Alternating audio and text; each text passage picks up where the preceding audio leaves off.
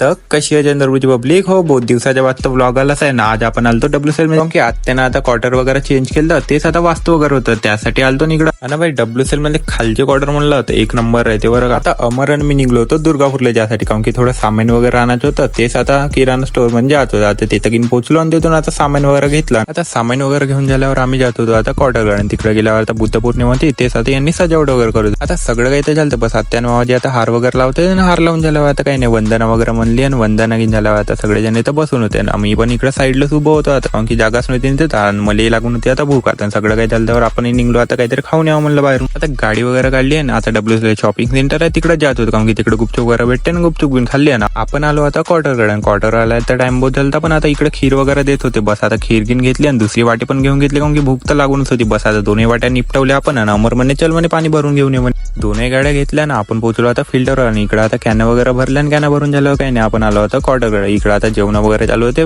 पाण्याच्या कॅन वगैरे ठेवला ना आपण आता जेवणाला बसून गेलो होतो. मंका भाऊ नाश्त्यासाठी. एवढंच, भेटू पुढच्या ब्लॉग मध्ये.